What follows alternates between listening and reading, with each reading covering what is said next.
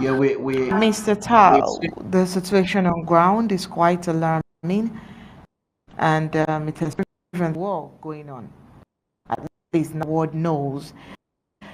Let's start with the fact dogs outfits are trying to pin the on what they think are. They're trying to tag the separatists.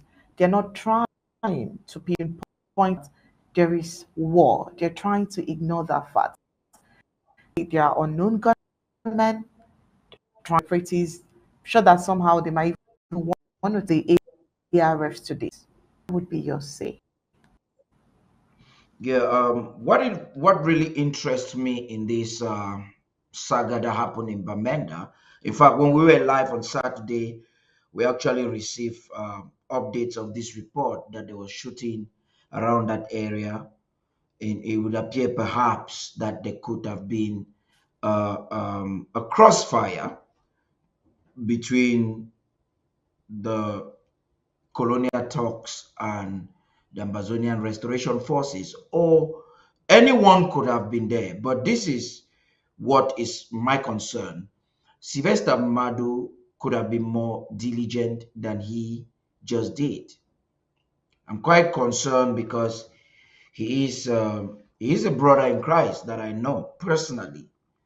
I think that Sylvester Madu should have done his personal investigations very closely to have made a determination before leaving the United States to Nigeria and then to the Cameroons to come and do a movie in the hop of the ongoing war in southern Cameroons. But this brings me to one thing that is sure. Cameroon has been trying for so long to tell the world that there is no mercy. After observing more than 20 civilians dying only within a week, we saw what happened in Gokutunja, what happened in Bui, what happened somewhere in Kumba, and what I'm not talking about the Egbeko massacre. I'm talking about what has happened in just other places after the Egbeko massacre. Civilians are dying every day in the Cameroons, every day. But Cameroon or La République du Cameroon wants the world to believe that normalcy is returning and they are able to contain the situation. Here is my advice to those who are watching us in Bamenda, in Boya, in Kiliwindi, in Mamfe, in Kumba, is you have to be wise. For the past 7 years since the unfortunate war, it's clear that the colonial armed forces cannot protect you. The only reason you are alive today probably is because of God or because the Amazonian Restoration Forces do not deem it that you are a target. And this is what is tricky. The tricky part of it all is that you who is trying to aid or assist the colonial government to execute their activities on the ground, you are literally positioning yourself as a military target. The Amazonian Restoration Forces will target you, and the French Cameroon military or army will also target you. We've seen that in different places where they will target you because they know they have used you, they will target you, and they will blame it on the Amazonian Restoration Forces because they want to sabotage the Amazonian Restoration Forces globally. So be wise. Stay out of it. Avoid engaging in provocative activities. For no reason should you be promoting the green, red, yellow by any shape or form within the sovereign territory of the former British Southern Cameroons, today Amazonia. That is provocative. There is war. I want you to ask yourself a question. Can you go to Baghdad, to Hamas, to Israel, to Ukraine as we speak to freely do a movie. The Nollywood actor Sylvester Madu, who is a brethren in Christ Embassy, I have met with him a couple of times and we've had a conversation about movies, should have been wise enough to make inquiries. At least he should have consulted the church in Cameroon to know if it was a wise decision. I'm not sure that he consulted the church in Bamenda or in the Cameroons. They would have advised him not to enter Bamenda to do a movie. And like you girls have rightfully reported, he was advised, or not him, the film industry was advised not to do this movie in Bamenda. That is quite unfortunate that they would have to do that. Okay.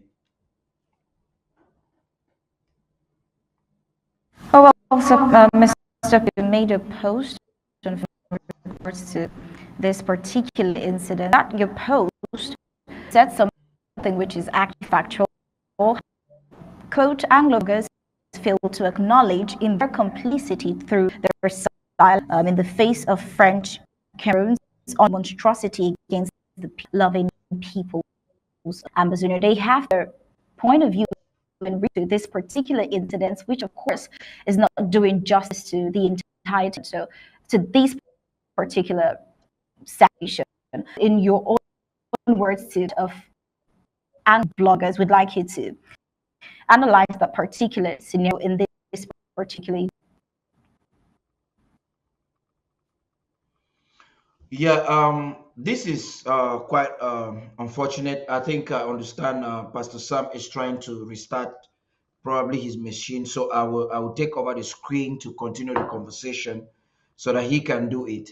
Yes, I made a post yesterday when the situation was getting serious in Bamenda, and the post I made, or media rhetoric, was trying to misinform people about what is happening. The purpose of my post was to target the media, and I think I'm still going to make another comment in this delight to tackle other issues, other elements, or those who are also aiding and abetting Cameroon's propaganda in Amazonia. It is really unfortunate to have so-called Anglophone bloggers, journalists, media personalities, influencers, ignoring the situation that is happening in their own homeland. I esteem that to be some form of a betrayal. Next him is a blogger that was hailing from Boya. I think he's a son from Bui, if I'm not mistaken. No, I think he's from Manu. He's a Manu born. This guy did not report about the massacre in Egbeko. Not because he was not aware of it, but because he knew that the Cameroon military, the fingerprints of the Cameroon military was everywhere. He didn't report it. Mimi Mefo for the first time said unknown gunmen, because they also knew that the Amazonian Restoration Forces did not extract and kill 50 people in Egbeko. For Hansen, that grew up in Gomgam, in Bamenda, had the audacity to accuse the Amazonian Restoration Forces without investigation. These guys, for egotic reasons, for personal reasons, for selfish reasons, have opted to do what pleases them, not what is of the common good of the people of Amazonia. That is how unfortunate we find ourselves. So you see, there's a WAP. A few days ago, there was a so-called Cameroon International Music Festival that took place in Boya. Agbo Gibbet, the guy who calls himself today Prince, Agbo Gibbet, a boat, I know he's the mastermind behind that project. Our intelligence has it that they are planning to do it in different parts so that they can raise money for the refugees. What a paradox. Who are the refugees that they are planning to help? It's a major concern. So you see, there's a criminal network, and Cameroon knows how to do it. It's all about dividing to conquer. He takes a few greedy Saudi Cameroonians, some of them who call themselves bloggers, some of them with political interests like Agbo Gibet, a boat. And this is coming from the Prime Minister John Gute's office. Today, you have the Cameroon government facilitating and funding activities as such. I have been in that country and I've worked in various in sectors, including cultures.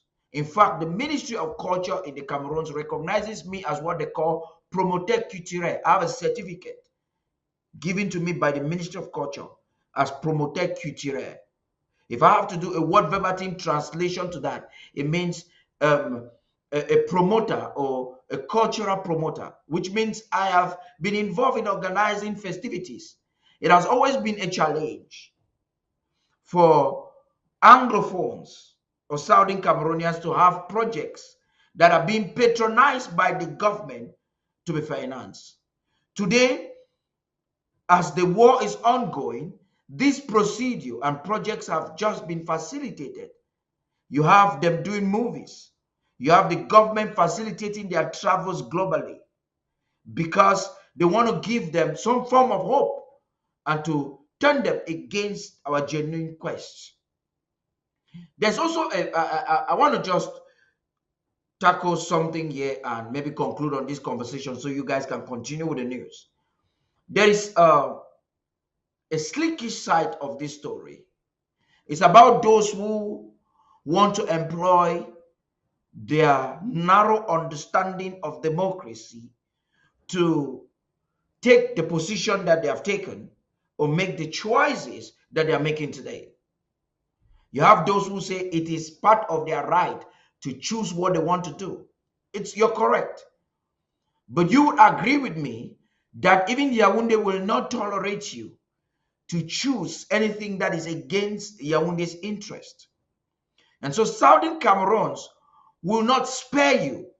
This is an advice. If you want to take it as a warning, so be it.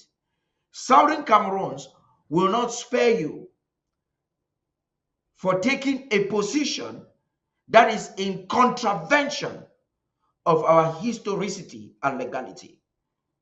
If you think that this freedom question is a wrong move, you cannot just think from emotional perspective. You must argue with us from a legal perspective. The fight is legal. The fight is historical. Southern Cameroon was betrayed as the root cause of the problem. We are saying that our claims are legal. So if you have constituted yourself or positioned yourself to fight against this legally ordained and God ordained movement, I would like to make you know that you would have made yourself a military target. You will be wiped out either by the Ambazonian Restoration Forces or the Cameroon military. And if you before you go and start thinking that God is going to punish somebody who would have erased you from the earth, your life would have been wasted. Be wise. Take yourself, be diligent enough, be humble enough to investigate who is on the side of the truth. And if you think that Southern Cameroonians or those who are advocating for the total freedom of Southern Cameroons are wrong, bring forth your argument.